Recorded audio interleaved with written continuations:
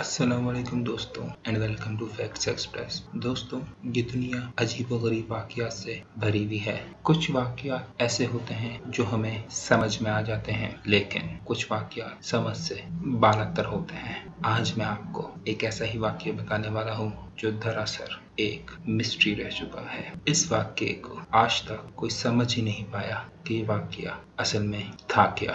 1954 में एक शख्स टोक्यो इंटरनेशनल एयरपोर्ट पे उतरा। वो फ्रेंच जबान बोल रहा था, लेकिन वो जापानी भी टूटी फूटे अंदाज में बोल सकता था। इसके अलावा भी इस शख्स को बहुत सी जबानें बोलनी आती थी। बहरहाल इस शख्स की जापानी जबान सिक्योरिटी हुक्काम को समझ में नहीं आ रही थी और उनको मुश्किलात आ रही थी इस आदमी की जबान को समझने में।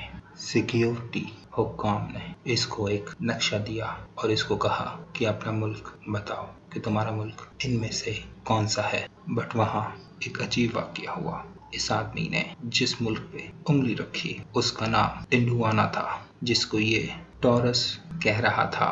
दोस्तों, ये बड़ा अजीब लम्हा था, क्योंकि ये आदमी जिस मुल्क का नाम ले रहा था दरअसल वो इस दुनिया में है ही नहीं। लेकिन ये आदमी अब थोड़ा परेशान हो गया था कि इसके मुल्क का नाम एक नक्शे में है ही नहीं। इसका कहना था कि इसने टिंडुआना नाम कभी सुना ही नहीं है। दोस्तों, इस आदमी का कहना था कि इसका मुल्क फ्रांस और स्पेन के बॉर्डर के दरमियान है और इसका मुल्क 1000 साल पुराना है।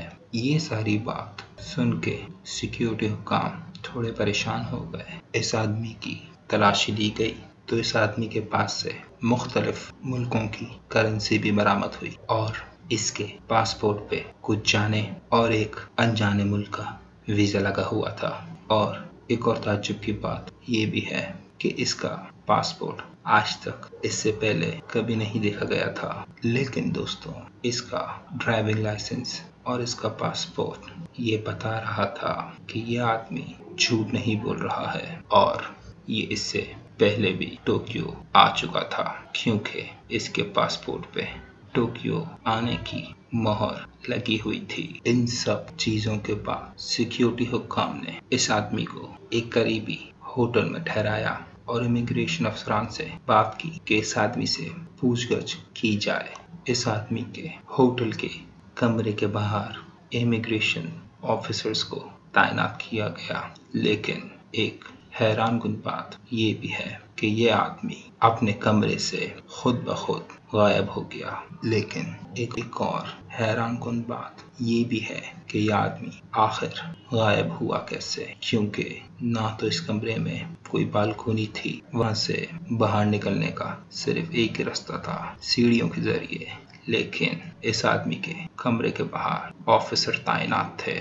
इस आदमी के कमरे की खिड़की जो थी वो बहुत ऊपर थी, मतलब वो आदमी खिड़की के जरिए तो नीचे उतर ही नहीं सकता था, ये नामुमकिन था। लेकिन ताज्जुब की बात ये है कि वो आदमी अचानक गया कहाँ। इस आदमी का ऐसा गायब होना बहुत हैरानकुन था।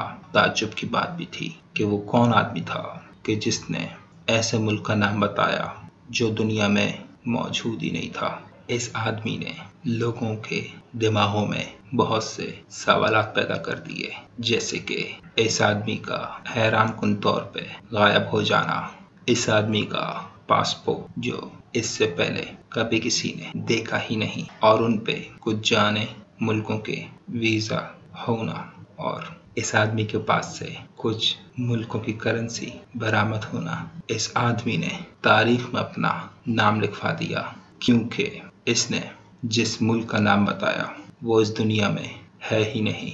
और दूसरा, ये आदमी पुरस्कार तरीके से गायब हो गया और आज तक कभी किसी को मिला ही नहीं। अगर आपको मेरी वीडियो अच्छी लगी हो तो वीडियो को लाइक करें, चैनल को सब्सक्राइब करें और बेल आइकन का बटन दबा दीजिए। शुक्रिया।